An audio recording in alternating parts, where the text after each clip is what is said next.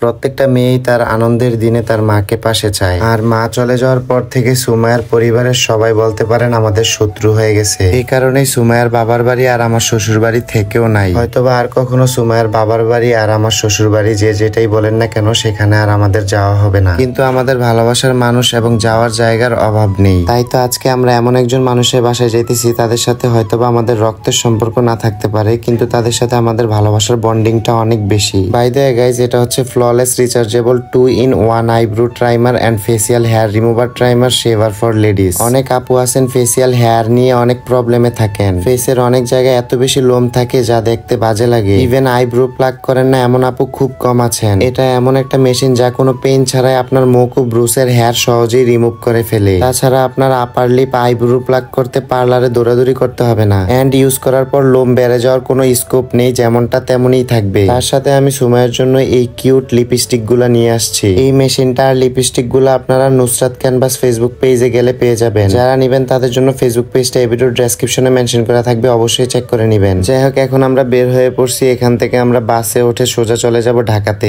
আজকে গরমটা একটু বেশি ছিল। আমাদের ইচ্ছা ছিল যে সকাল সকাল বের হওয়ার, কিন্তু কাজ শেষ করতে করতে আমাদের প্রায় দুপুর হয়ে যায়। সাইফানের কথা ভেবে অনেকক্ষণ অপেক্ষা করার পর আমরা একটা এসি বাসে উঠে পড়ি। নন এসি বাসে উঠলে দেখা যাবে যে গরমের কারণে আবার আমার ছেলে অসুস্থ হয়ে পড়বে। আজকে বাসের মধ্যে অনেকক্ষণ জার্নি করতে হবে ভেবে আগে থেকেই চিপস, কেক, পানি সবকিছু নিয়ে নেই। তার উপর সুমাইয়া বাসের মধ্যে বেশিক্ষণ জার্নি করতে পারে না। বেশিক্ষণ জার্নি করলে দেখা যাবে যে তার শরীর আবার খারাপ হয়ে গেছে। তো যতক্ষণই সে বাসের মধ্যে ছিল শুধু খাওয়ার উপরে ছিল। বাস দিয়ে আমরা গল্প করতে করতে ফাইনালি ঢাকাতে চলে আসলাম। আপনারা হয়তোবা এতক্ষণে বুঝে গেছেন যে ঢাকাতে আমরা কার বাসায় আসছি। আপনারা যেটা ভাবছেন সেটাই, আমরা আজকে কাকুলি আপুদের বাসায় আসছি। আর আপুদের বাসায় আসার আরেকটা কারণ আছে যেটা আপনারা পরে জানতে পারবেন। আপুদের বাসায় আসাতে আজকে আপু আর ভাইয়া অনেক বেশি খুশি হয়েছে। তার থেকেও হাজার গুণ বেশি খুশি হয়েছে কাকুলি আপুর আম্মু, যাকে কিনা সুমাইয়া নিজের মায়ের মতো দেখে। আর আন্টিও সুমাইয়াকে সবসময় নিজের মেয়ের চোখে দেখে। ওইটা বড় কথা না, বড় কথা হলো কুমিল্লার তুলনায় ঢাকাতে একটু গরম বেশি। ঢাকাতে এত পরিমাণ গরম পড়ছে যে আমরা আসার সাথে সাথেই আন্টি আমাদেরকে ঠান্ডা শরবত বানায় দেয়। তারপর আসার সময় আমরা যে মিষ্টি নিয়ে আসছি সেই মিষ্টি আমাদেরকে খাওয়ার জন্য দেয়। আরেকটা বিষয় হলো, আমরা আসবো বলে তারা কিন্তু আমাদের জন্য না খেয়ে অপেক্ষা করতেছিল। বুঝতেই পারতেছেন তারা আমাদেরকে কতটা ভালোবাসে। বিকাল 4টা বেজে গেছে, তারপরও তারা আমাদের জন্য না খেয়ে অপেক্ষা করতেছিল। বিশেষ করে এই ভালোবাসাটার কারণে আমরা এত দূর থেকে তাদের বাসায় চলে আসছি। এখানে আসারও একটা কারণ আছে যেটা হয়তোবা আজকে এই ভিডিওতে বলা সম্ভব না, বাট এইটুকু জেনে রাখুন সুমাইয়ার অনেক বড় একটা স্বপ্ন আমি পূরণ করতে যাচ্ছি, যেটার জন্য আমরা দীর্ঘ অনেক দিন ধরে অপেক্ষা করতেছিলাম। ফাইনালি আপনাদের দোয়ায় আমাদের সেই অপেক্ষার প্রহর শেষ হতে যাচ্ছে। সবশেষে একটা কথাই বলবো, সবাই আমাদের জন্য দোয়া করবেন এবং আমাদের পাশে থাকবেন। দেখা হচ্ছে পরবর্তী কোনো ব্লগে। সবাই ভালো থাকবেন, সুস্থ থাকবেন। আল্লাহ হাফেজ।